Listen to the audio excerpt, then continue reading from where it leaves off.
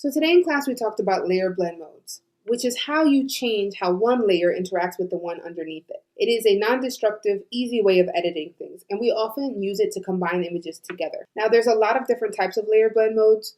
Think of them as broken up into different sections to help you out. You don't need to memorize what each one does, but it does help to have a general idea of which one darkens and which one lightens. So today, what we're going to be working with is this document here, and you have a few different steps in this. We broke it up into steps so you can kind of see the range that you can use layer blend modes for. The first thing you're going to do is open up the layer that says the smoke effect. And you have this volcano and fog. So what you want is to drag the fog on top of the landscape because layer order does matter when we work with layer blend modes. The first thing I'm going to do is make sure the fog is on top. You'll see I have this image that has a black background and some white fog. I don't want to sit there and select all this black pixels and add a mask or erase or do any of those things. It's very time consuming. But because it's a black block of color in the back, I can probably use a layer blend mode to get rid of everything. Your layer blend modes are located right on the top here under the word layers. They're always set to normal because normally one layer is just put on top of another. If I want to change them, I simply click down and choose which one I want. For the first one, you're going to use the one that says screen. This is going to remove the black, but keep the luminosity and the color of the smoke or the fog. Next thing you want to do is kind of resize this so it makes sense for this volcano. But it still doesn't look very realistic, right? I have this like line here on the bottom. In order to help, I'm going to mix multiple things we know how to do. I'm going to add a layer mask. So if I click add a layer mask, I can paint with my brush and black conceals, white reveals, right? So I can conceal part of these extra fog that I don't need. The only difference is we're going to use something called a soft brush today. Your brush settings are up here in the left-hand corner. You have the size and you have the hardness. Your hardness by default is set at 100, means it's fully opaque at the edges. If you change it to hardness to 0, it'll slowly fade to nothing, and that's going to make this look really natural. And I'll show you what I mean. I'm going to zoom in a bit here. When I start painting with my black, which is concealing, you see how the edges are softly disappearing? That's because I'm using a soft brush. If I'm going to show you, for example, had the hardness at 100, this is what it would look like. Not so realistic. So using a soft brush by simply putting this to 0 is a great way of mixing your layer blend modes with your layer mask. And the two work very well together. And now I have this effect that looks like it took quite a bit of time combining, but it was very quick. This is where you'll take your first check-in for today and give Mr. Trana or myself a progress picture. When you're done, you're going to hide this layer and show the one that says fire. Next, for fire, you're also going to consider the order.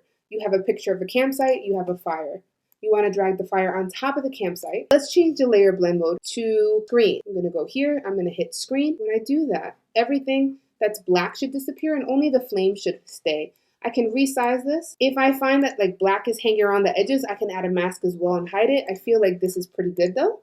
I don't like that line down there, so I'm going to do the same thing. Add a mask, take a brush, and just hide the bottom. No one would know that I chose two photographs and combined them. They would always think those two things belong. This is where your second check-in will come in for the day, just to see that you feel comfortable. Now, the main part of our day is going to be spent on our tattoo effect. So I'm going to hide this, show my tattoo effect. So we have this clean-cut guy here who doesn't have a tattoo on him. We're going to change that, and we're going to use the layer blend modes to make it look like the tattoos are part of his skin, okay? In order to do that, we want to open up our tattoo effect, activate our tattoo layer, and just choose some tattoos. We're going to ask for a minimum of 8 tattoos to be added to his body. You can add more, but not less. Now, you don't have to make a perfect, precise selection to make this happen, because you'll see that all the tattoos are combined in one layer. So I'm going to zoom in and show you what I mean. So let's say I really like this anchor. All I have to do is kind of isolate the anchor tattoo on its own. So I'm going to take my regular plain old lasso tool and just roughly trace it. I'm not going to be too precious. I'm just going to make sure I only get one tattoo at a time. Then I'm going to copy it onto its own layer. So edit copy, edit paste. If I use my move tool, I'll see that I have my anchor on its own layer. Then I want to consider where I want the tattoo on the person's body. I can resize. I can also do things like edit, transform, and warp it or distort it. And that'll kind of let me like pull this so it looks a little bit more like it's on the angle of his arm.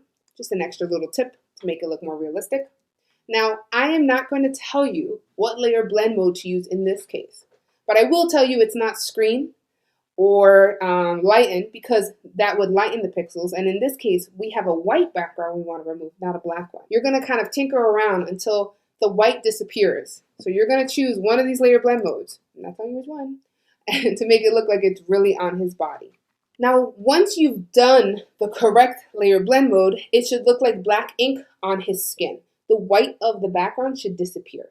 You're going to repeat the same technique. Select the tattoo, copy and paste it to its own layer, add the right layer blend mode, resize, until you have at least 8 tattoos that we've provided here. Now, the last part of today is you researching your own tattoo that you'd like, bringing it into Photopea, selecting it, and putting it on his body, and using a layer blend mode to make it look like it belongs on. Now, if you finish early, a great challenge is to try to make your own tattoo and grab it, export it out, and bring it into Photopea and add it to his body as well. We want the more tattoos, the merrier.